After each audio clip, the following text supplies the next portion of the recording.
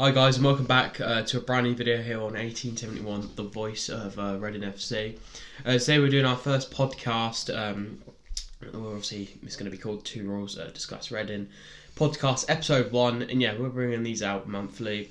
Today we'll be discussing an end of season review, the players who've been released, the latest transfer news, the Green Park station, Macron deal for the new kit, and Jose Gomez, and what the owner wants for the next coming years.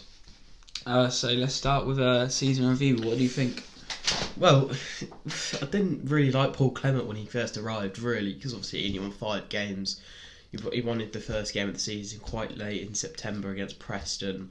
Didn't like the way he played. I didn't like him at all, really. I don't think it was the best appointment. It was quite negative. At the back, absolutely, yeah.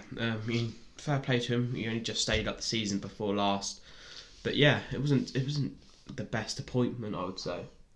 No, I think we just got too involved in the fact that he did well at Swansea to keep them up, and then we just jumped on him straight away, Absolutely, and it didn't quite fit what we liked. Ever since Gomez has taken over, I think he's done a superb job. Obviously, his first home game in charge was a 4-1 defeat to Swansea, and his first game in charge, I think it was like 2 days or a few days before he even got appointed, so he didn't have much time with the players. Yeah, well, and that was against Millwall, I think it was 1-0. Was it? Yeah, that was it. I think he's brought back the feel-good factor. Really. Absolutely, yeah. He's brought back the fans, especially Club 1871 is rocking now. Lots of people renewing their season tickets in there, so it looks all good for the fans' point of view for next season. It looks decent. Next season, hopefully we do sign a few players. Osterson's, we've been after some winger. Barrow looks like he's on his way out. I think his name's Hossam Aish or I'm something. not too sure what his name is. I just saw it was from Osterson's. But yeah, the positions we do really need to look for is a new probably goalie after Jacoda's been released. I didn't actually know that. McShane, I think, has been released as well. So I think we've probably got like Sam Walker and a few others. Sam Smith is another striker who's came back from a spell at Shrewsbury. I think we might be releasing him as well, though. That's not too sure. Mark McNulty, he's had a decent spell up in Scotland, so he might be off. I didn't think it was the best signing. Didn't really get enough game time under Paul Clement either. Did score a goal against Stoke, but then obviously got loaded off in January. But yeah, not gonna lie, we do need another striker. We do need a few new players in. And transfer embargo today. What did he say? I think it ends today. I think it ends today. They've been on about Ajara saying. It looks likely for Ajara to come back on loan, which I think's a decent, because he's a good player. I really thought he was a good player in that midfield. He's very underrated, I think. Absolutely, yeah. All of our loanees, they got quite a lot of voice from the fans, but we never really come up with any. We never really discussed Ajara. It was always. But Nelson, I think it was all it was all about absolutely class, I think. And just want to point out, just obviously we're talking about Paul Clement just now. The best signing he did was Andy Yeardon. Absolutely, I thought I was a bit shocked as well, because obviously he got relegated with Barnsley the season before. Captain as well, he was. Exactly, and he's been class. He's another player who I thought could have got Player of the Season. Andy Riamota, of course, got Player of the Season. He was class. Same with Paul Clement. Did bring in quite a lot of youth as well through. Yeah, talking about like Andy Riamota, he's young, come through the Reading Academy structure. There's people like Danny Loader, and we're talking about getting new strikers, but. I think if we manage to keep him on, we can. Loader's even people have been after Loader. Apparently, so he hasn't re-signed his contract offer yet, which is quite nerve-wracking. But Boyce Clark, an upcoming goalkeeper who seems really he's good. The same age as us as well. So fair play to him. Playing in the under-23s as well. He's been a few years above, so we've got a few keepers. But yeah, a few players have been offloaded, released, should I say. Like I said, Paul McShane, the club captain's departed. It's been a credit to the club. been a decent captain, just hasn't had the obviously chance. He's been injured most of the season under Jose Gomez. John O'Shea's retired now. He's gone. I thought it was a shock bringing him in, but fair play. He's a legend. No doubts he'd go on in the future to be a coach or something like that. But yeah, I think that's about it for the end of season review. Still, I thought it'd been absolute class under Gomez.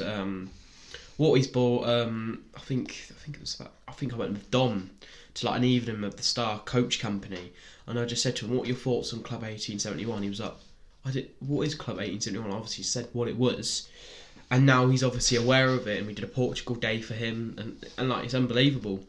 But like I thought, what's your opinion on it? He thought, yeah, the fans have been superb. Like he's always been discussing what the fans have been. He's said they've obviously been unbelievable, superb, and we have got better. The fan base has got better, has grown under Jose Gomez. So much that opposition fans, when they come to our ground, I always see on Twitter them complimenting us, like non-stop singing from Club 1871. We're never going to be like a Leeds like fan base, but still, like I got to admit we've been class. The atmosphere at Madejski has been rocking. I'm not going to lie. And it's brought a lot of people back, like I said just before that. And we've got a few. We're going to move on, I think, to things like latest transfer news.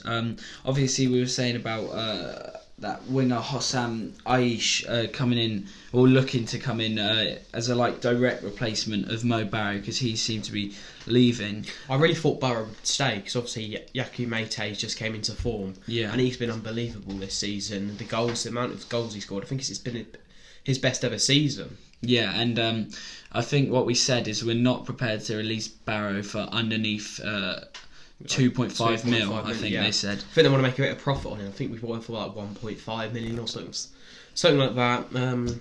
Yeah, and today the transfer embargo has been said to be stopping, so we're going to be free to make some signings now. And obviously we're talking about the owners. The owners want promotion. Yeah, and we got a quote from Jose Gomez yesterday, talking about how they're all fighting for promotion. They're going to get in players in order to feed that desire for it, and they really think it's possible, and it's really motivated the fans and tried to get them involved in everything. Absolutely, and I remember the day, I think it was Middlesbrough, the home game, Jose Gomez got appointed. A few people were very negative about his appointment, obviously because we wanted Phil Parkinson. Well, it was a shock. So was Jaap Stam. I remember looking, that's quite of a shock, but this was quite a shock as well, and I knew we had to give him time to adapt to the football he wants to play, etc, etc. And the thing is, like scouts that went out to look for a manager, they actually went out to Portugal looking specifically for someone else and came back with. It's unbelievable how much he's done, because we were awful just before Christmas. Everyone can admit that. I think everyone thought we were going down based on. I knew from the Man United game, the way we played at United and the fans and him, I knew from there on we would stay up.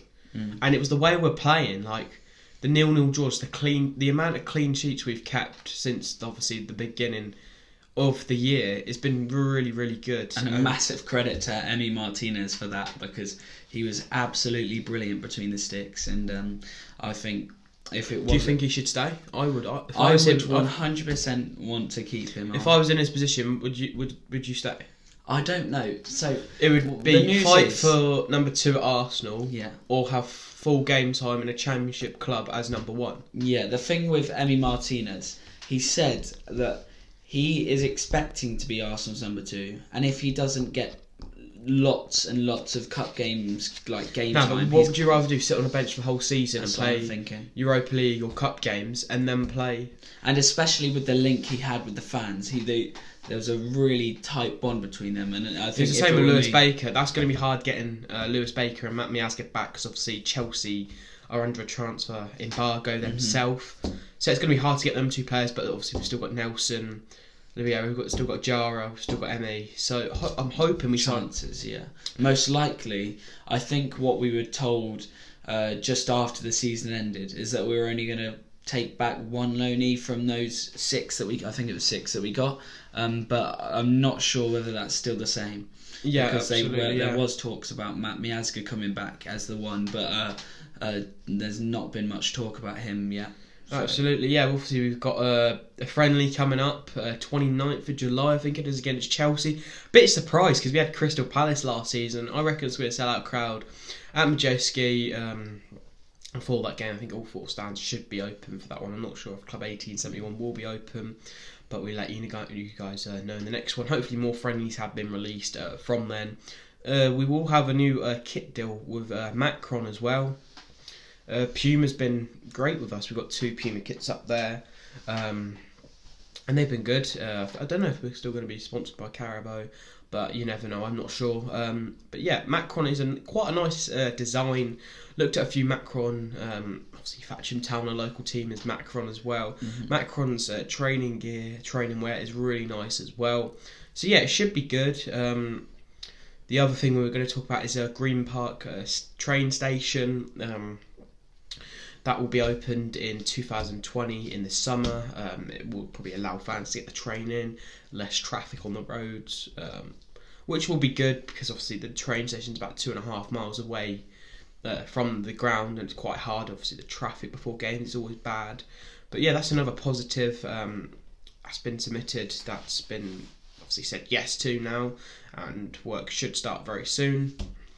And yeah, I think everything at Reading is just coming together and it's beginning to feel good again. Yeah, I don't know about our predictions for next season. Hopefully we'll do that obviously in the future. The next podcast maybe. We'll wait for a few transfer news and make our predictions based on that, and then that'll be a new video to you guys soon. This channel's kind of just like telling our voice, everyone else's voice. And yeah, we're just hoping this will work, this idea. We're just hoping. We really want you to subscribe and support it and get it big so that we can reach a lot of people, because at the end of the day... Because we've been planning this for a long time, ever since the end of the season. It's just the amount of people who want this to get going, or we've just took the risk. Hopefully it does pay off. Just as a feeling of how big we want this to get, we've got a little meeting with the Reading, one of the Reading clubs, managers. Yeah, so they know obviously they're aware of this, what we're doing. We didn't want to do it without any permission from the club. And I think if we want this to be successful, we really need you guys to help us out, which you already have done in our first video already. We obviously we're still going to vlog the games. We're not going to stop the games. I've been vlogging for 2.5 years. Sam, you've been vlogging for the last year and a bit. But yeah, I'm still going to do the vlogs, and there will be vlogs on this channel coming. Obviously, 2 separate. There's going to be a few people who will be doing it as well. We've got Dom, we've got some of James as well. All Reading fans who want to get involved in this. It should be good, but please do let us know. We'll leave both of our socials in the description down below. Get in touch with us if you want to ever feature in any videos. Please do let us know. We're more than happy to get you on the channel after games, on the vlogs, on the predictions. And yeah, we're not going to make any we're not going to be wanting any money from this. It's all for the fun. It's all for the love of our club. We don't want to make any money. We don't want to be profiting off this. And yeah, we're just enjoying what we're doing at the moment. And yeah, please subscribe, like Sam said. Follow Charlie on Twitter and me on Twitter. We will just put updates out on when we're uploading videos, so you know when that's coming out. And obviously we've got our own 2 YouTube channels before that. We're going to still vlog on them. Obviously I'm not going to be big-headed. I've got over 1.1k subscribers. Hopefully, we're hoping to get more than that, because the vlogs are kind of different as well on my channel, because I mix them up. I go to different types of games, but this channel is mainly based on Reading, no other team. Same with you as well, Sam. But yeah, just freshen things up, make things new. Absolutely, bring something that hasn't happened at Reading before, or what I know of at all. Just bring something to the fans for next season, because I think out of the past few years before the playoff final, I think coming up to this season is going to be like the biggest hype for it. People are ready. They really want to see. And Reading fixtures do well. are announced in 10 days' time as well. Look, I know I've been to all the grounds, but I've never been into Luton Town's away end. I've been to Luton before. Charlton's a cracking away day. You'll be up for some London aways as well. It's always good to get in the train. It's always a good atmosphere on the London away. We've got Fulham as well, Huddersfield as well. We want a bit of revenge over them. But anyway, thank you guys for watching. And cheers, Sam. Just before we finish, if you see us coming up, if you see us around the ground before a game, I know there's still a while before the season starts, but if you do see us, make sure to stop us. Try and ask if you can get in the vlog, and I'm sure we're more than happy to put you in any video. I do personally get people up on every game asking to get in the vlogs. I'm more than happy to do it. Not a problem. I do it for the love of it. Do it for the passion. Do it for the club as well. And yeah, we'll see you guys in the next one. And yeah, this was just kind of like the first podcast. And yeah, we'll see you guys in a bit. See you soon.